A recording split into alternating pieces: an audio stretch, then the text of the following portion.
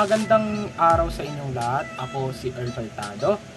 At mag-unboxing tayo ng Logitech K120. Ito po siya. So, bumili ako ng keyboard dahil yung pang-edit kong keyboard ay medyo sira-sira na. So, mag-unboxing na tayo. So, yun nga. Dito po siya binubukas. Ayan. Kita niyo po. And excited na po ako sa bago kong keyboard dahil yung lumang keyboard ay medyo sira na at mahirap na pang edit. So RGB po yung dati kong keyboard, pero ito ay minimal lang, parang pang office tsaka editing keyboard lang po siya. Pero okay lang kasi ano naman siya sa durability. So ibubuksan ko na. Ngayon lang ako naka-unboxing ng ganitong keyboard na parang may package siya. Kasi unlike noon sa lumang kong keyboard ay walang plastic. Pero ito may plastic pa siya. So ito po, USB ano po siya. Dito po yung mga extractions. Yan. Meron din pong Ching-Chong Chinese dito na hindi ko po naintindihan at English. Tapos meron din dito na pang Indonesian, tapos Korean, and yun lang po siguro, yun lang. So wala na po, yun lang po. Kaya po ako nag-video about dito kasi gusto ko na ng bagong keyboard kahit na hindi siya RGB or gaming. And hindi naman po ako gumagawa ng channel mga puro gaming kasi hindi naman po ako nagbabalorant or something. Naglalaro lang po ako ng mga mobile games sa cellphone. So, ito yung box. Tanggalin na natin sa plastic yung ating keyboard. Ngayon. Ooh, it's shiny, man. Meron akong dalawang ganito.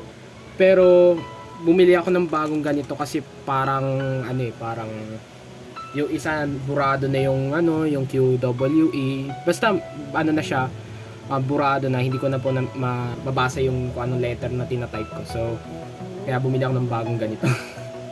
So yun nga, isasaksak na natin po ito sa computer ko at try natin kung kaya natin mag-edit dito sa bago nating keyboard. So let's go. Yun nga, i-unplug natin yung po natin dito, ang ating keyboard. So nakikita nyo po, dito ko po nilalagay yung PC ko. Dito ko rin po ine-edit yung mga videos ko sa YouTube. Pagpasensyaan nyo na kung bakit ganyan yung setup ng PC ko ngayon. So, yun nga. Okay, tatanggalin na natin po ito. So, sa mga nagtataka, ito po yung dati ko pong keyboard. Binili ko po siya kasabay ng PC ko. Pero itong monitor ko ay hindi yan sabay. Parang 1 year before itong nabili. So, ang ginagamit ko pong monitor noon, nung nabiling ko yung PC ko, as well as keyboard at mouse ko. Kasi yung mouse ko, nakailang palit na po ako sa mouse ko kasi lagi po ako nasisira ng mouse. So, thankfully naman, yung mouse na nabili ko ay Pantec. Pero matibay naman siya. And as well as meron din siyang RGB. Ito may RGB rin po siya, kaso 3 years. Yun yung problema kung bakit kung papalitan ko na to. Maganda yung keyboard na to kaso wala eh. Pero mas pipiliin kong durability.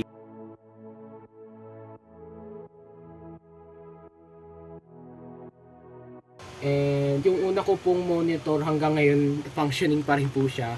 Ito yung HP monitor. Ang model niya HP Compact LE 2002X. So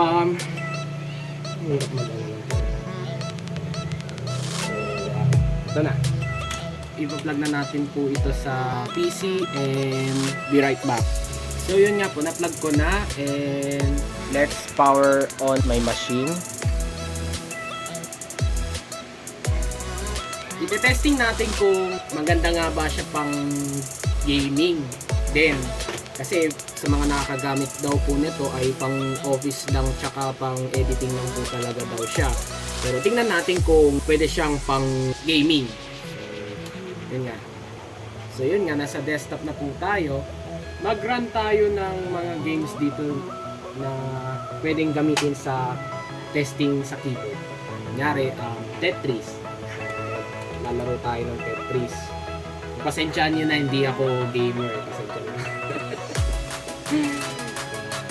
Mga nilalaro ko lang Tetris tsaka Dota 1. Pasensyahan nyo na. Ano lang po ako, YouTube vlogger and gumagawa rin po ako ng mga lyrics dito sa YouTube.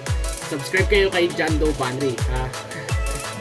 So, yun yung po yung second channel ko. At ano na po siya, ongoing to 500 subscribers na po siya ngayon. Maraming salamat sa mga nag-subscribe sa isa ko channel.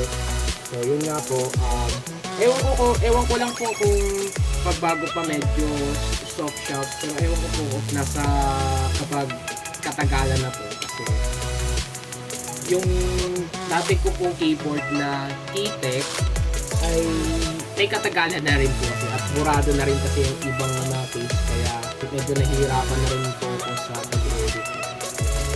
Try natin.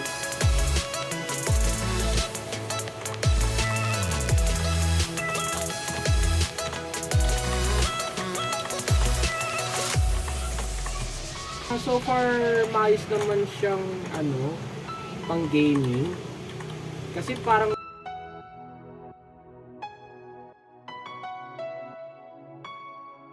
and still functioning naman po. Kaya sa mga nagtatanong pwede po ba to pang gaming? Of course naman po.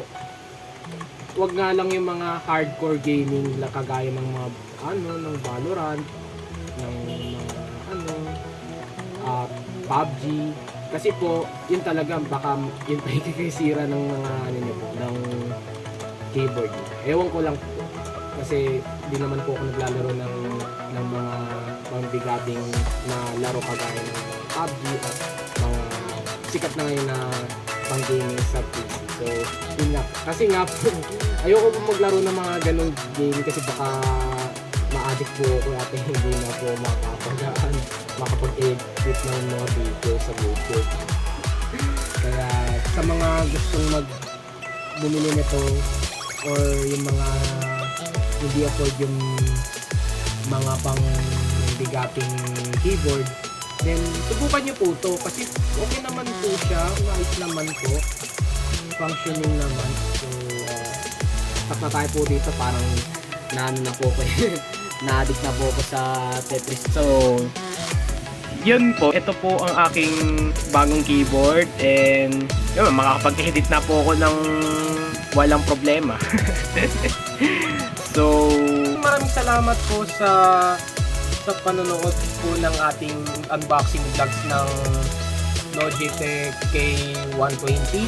Okay naman po siya pang gaming, light gaming kagaya ng mga Tetris or mga retro gaming, and hindi siya pwede pang hardcore gaming kagaya ng mga barilan, mga Minecraft ganon. Something na pang talaga, pang battleground talaga. So, pero so far maganda naman, and kung type budget ka man po, try nyo, bilhin nyo po.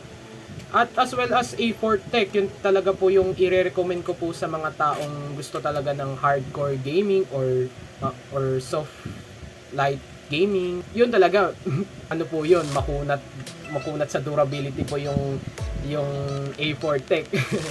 So yun nga, hashtag goodbye all keyboard. Magagamit ko siya sa susunod na henerasyon or experiment. Kung gusto nyong mag-upload ako ng mga videos lang nag-experiment ako ng mga computer, then mag-like lang kayo dito. Or mag-comment kayo kung gusto niyo po. That is for today. My name is Earl Faltado ulit. And thank you for watching, everyone. Thank you. Bye-bye.